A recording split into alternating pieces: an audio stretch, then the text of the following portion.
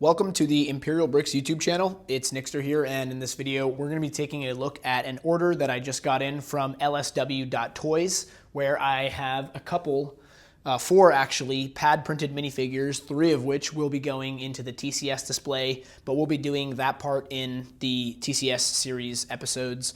This is just going to be strictly about the order that I got here from lsw.toys.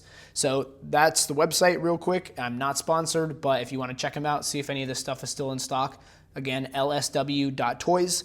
And without further ado, let's get into the figures that we have here. So the first one we're going to take a look at is in this box. And I want to preface this by saying that I'm aware there is a Cristo version of this figure, but it's extremely expensive and hard to come by. So although the quality on that one is probably marginally better, it is not something that I have discretionary funds to throw at right now. So we're going to be using this one in the TCS display eventually. And here he is. It is a pad printed Plo Koon minifigure. We got a really nice foam packaging for him here. We'll set that aside though, and let's take a look at the actual figure. So like I said, pad printed torso, nice dark bluish gray belt with a silver belt buckle, and we've even got the tan printing up by his neck, or that's his chest, I guess. And then the head, I would assume, is a resin printed head that has been painted in tan to match the Lego color. You can see it's a pretty good match. It's not perfect, but you know, that's what you get when you're making custom stuff. And the head is supposedly also pad printed, with presumably the back sides and stuff being painted to touch up those last little details where a pad printer would not be able to reach. So I'm really happy with this figure. Let me know what you guys think in the comments, and stay tuned for the episode where we add him to the display. Let's take a look at the other figures that I ordered. The next figure we're going to be looking at here is a Forom minifigure, and this one did not come in a foam box like that. It came in this bag in a box with the other two figures that I ordered, and here he is. So the light gray on the head here, we'll compare that to an official Lego piece so you can see how it's pretty close. It's not perfect, but it's about as good as it's going to get for a custom that had to be painted, and the paint looks really flawless on this head.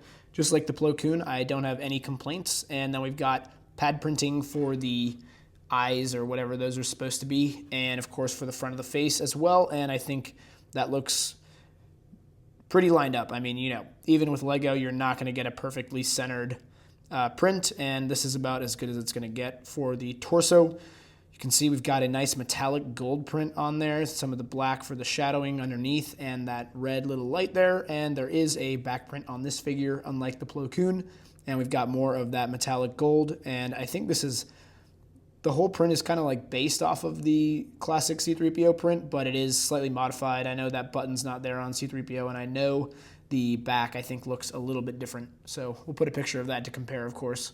But yeah, this Forom minifigure will be going into the display again in another. Quick interruption, the Forom has a missing golden line right here. I was adding in the comparison there, and I noticed that, and that is really weird. I have no idea why that print is not there.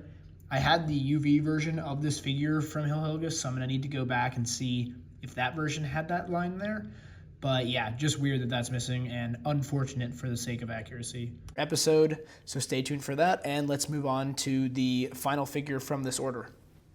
So I actually have two of the same figure, and you're probably asking yourself why I would get two of the same Yoda Force Ghost, and there's a good reason for that. So I didn't know which one of these would look more accurate to the Force Ghost Yoda from the game, but also I wanted to hear from you guys, what figure do you like more? So let's pull these out of the bag, and we can get a better side-by-side look at these two Yoda minifigures.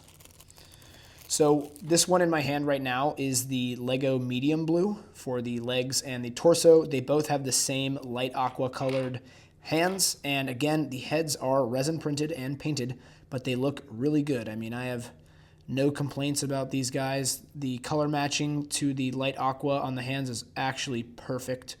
I mean, you cannot say anything about that. But the real question, and of course, these prints look really nice, but the real question is, which one looks more like Yoda? I'm leaning towards the bright light blue, but what do you think? Do you think the medium blue looks better or the bright light blue? And I don't know where I'm going to get a cape for this guy, so let me know in the comments if you guys have any ideas of where I should get a shortened blue cape for my Force Ghost Yoda minifigure. Of course, here's a comparison with the official Lego, or not official Lego, but the official TCS Yoda from the game. So let me know, what do you guys think in the comments, and stay tuned for the next TCS episode where we'll be adding one of these guys to the display.